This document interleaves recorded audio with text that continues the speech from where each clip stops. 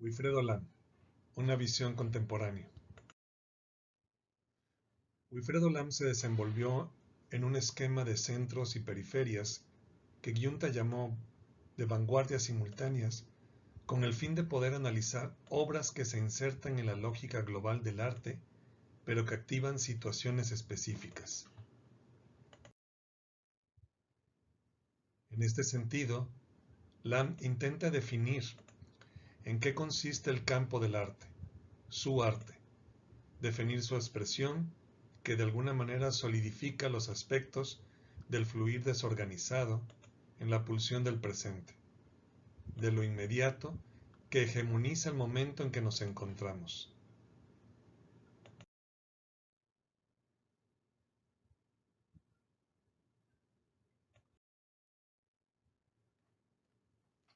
Su primer acercamiento y etapa formativa, centrada en Europa, propia del orden cultural, económico y político del momento en el que se desarrolló en un mundo global centralizado. Participa del movimiento moderno de manera activa, no solo académica, con la influencia de Picasso y el surrealismo. En su estancia en España, construyó un vocabulario visual que evolucionó de los retratos y el paisaje de corte académico hacia los temas y lenguajes del arte moderno. El contacto de Wilfredo Lam con Picasso en París favorece que en 1942 se haya pintado la serie más impresionante de mujeres picassiano-tropicales. El talento individual y el accidente se constituyeron, por consiguiente, en otra fuente de acceso al arte del siglo XX. Intenta romper los dualismos y reconocer las hibridaciones, complejidades e inautenticidades propias de la dinámica postcolonial al tomar conciencia de la acción cultural del orbe periférico en los procesos contemporáneos, del modernismo a la posmodernidad.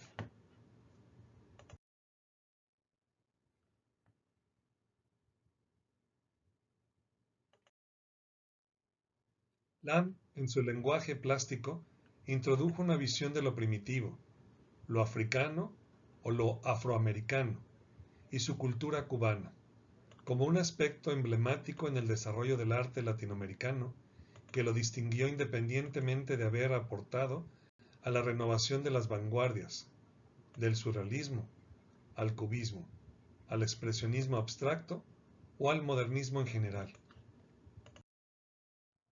Con un estilo caracterizado por la exuberancia de sus pinturas, enorme poderío plástico y reflejo de mundos oníricos, deudores del universo surrealista, estuvo centrado en ser capaz de aglutinar y dar respuesta de una manera revolucionaria al legado afrocubano latente en su país, una producción en muchas ocasiones que se encamina a la abstracción y a las formas cubistas, que tras el regreso del artista a Cuba, intentó mostrar con más fuerza.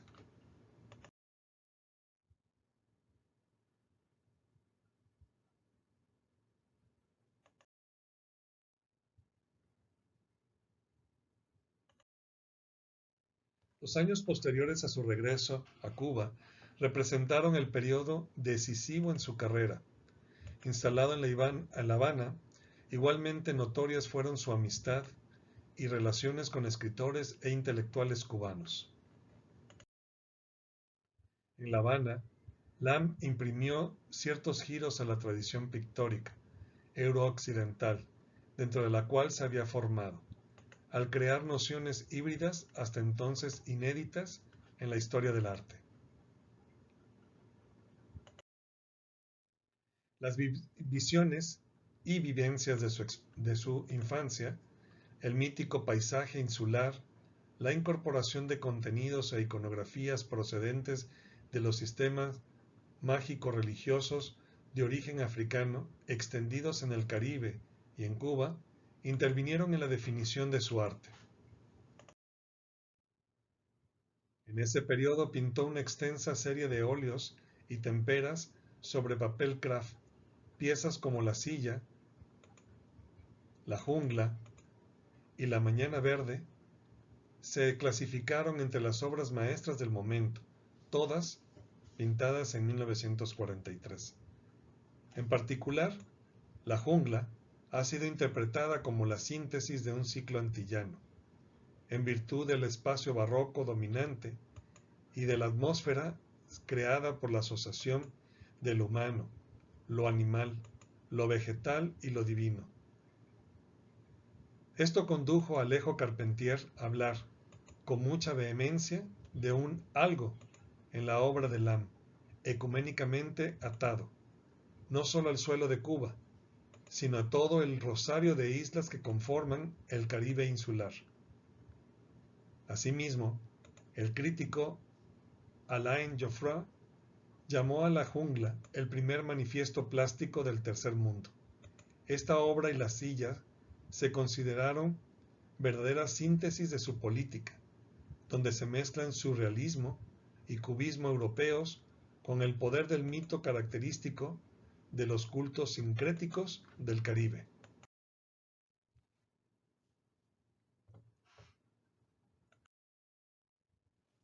Restablecidos sus contactos con la diáspora de la vanguardia europea desplazada al Nuevo Mundo,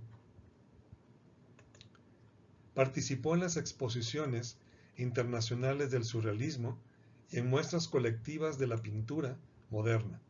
Dibujos suyos ilustraron la edición en español del poemario de Césaire, El retorno al país natal, mientras Pierre Loewe le encargó la ilustración de la cubierta del libro Voyage à travers la peinture.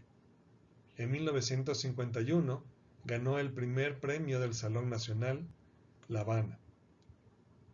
Lam, Breton y Mabille asisten a 8 ceremonias vudús, un culto sin embargo prohibido por decreto desde 1935. También a un bembé, una fiesta de la religión de los Loas en honor de Yemaya, con tam-tamés, cantos y bailes. El pintor fue fascinado.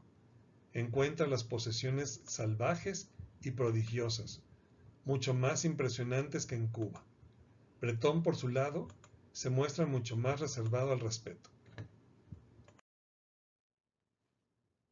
Wilfredo también hace escala en Nueva York, la ciudad más grande que jamás ha visto, iluminada por una luz cristalina, inmaterial, pero muy pictórica.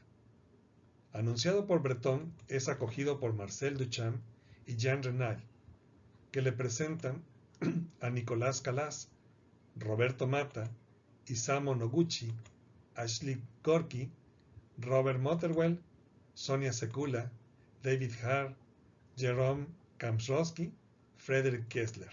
Un primer contacto bajo el signo de los encuentros y de la amistad. Encuentra también al compositor John Cage, un explorador en el campo de la música contemporánea.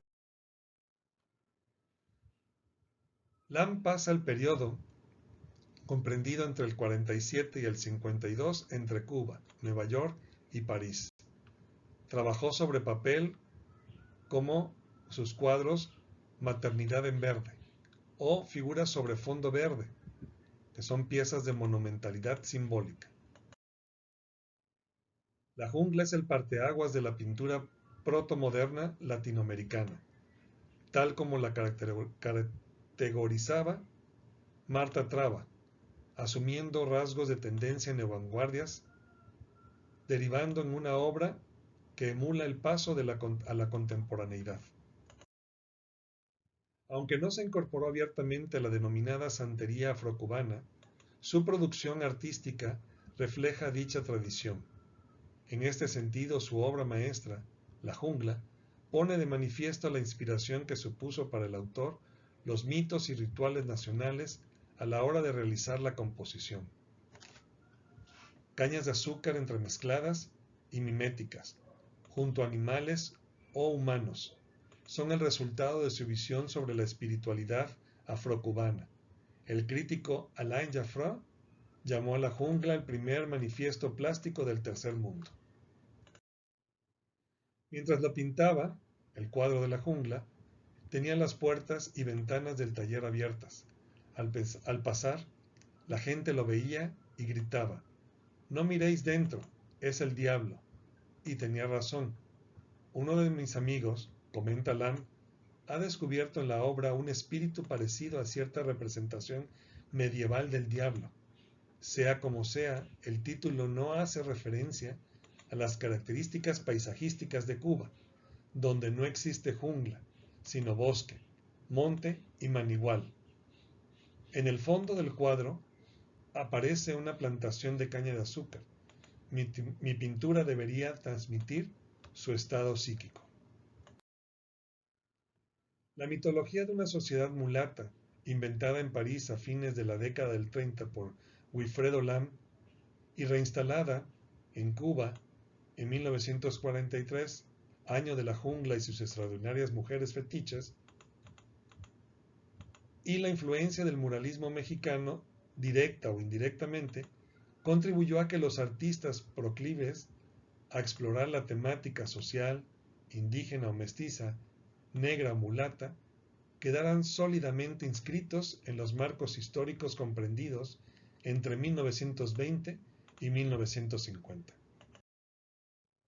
Sus obras se considerarían contemporáneas en el arte latinoamericano debido a que mediante su expresión fija rasgos que solidifican ese fluir desorganizado del presente mediante claras reminiscencias hacia las estéticas primitivas, principalmente de las tradiciones africanas y oceánicas, indígenas en general, en la manifestación de sus formas escultóricas más emblemáticas como reflejo de sus doctrinas religiosas y artísticas, su influencia cultural que se ve potenciada por su propio origen indígena.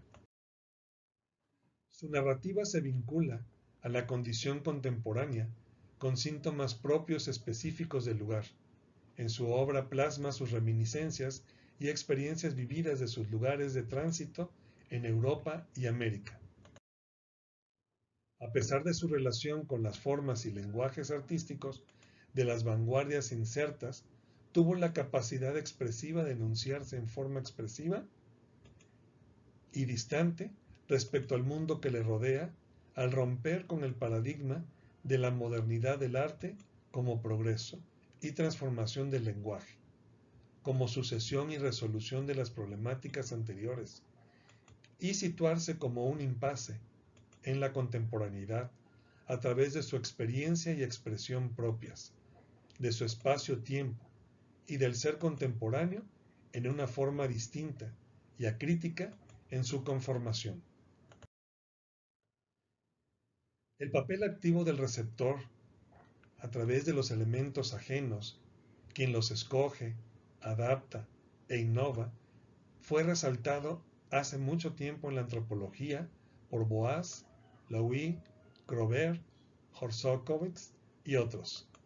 Es curioso que casi simultáneamente los modernistas brasileños habían planteado como programa de la antropofagía selectiva de las diferencias, programa difícil y de anticipado posmodernismo, pues no se lleva adelante en un campo natural, sino de dominio, con una praxis que asume tácitamente las contradicciones de la dependencia y las deformaciones poscoloniales.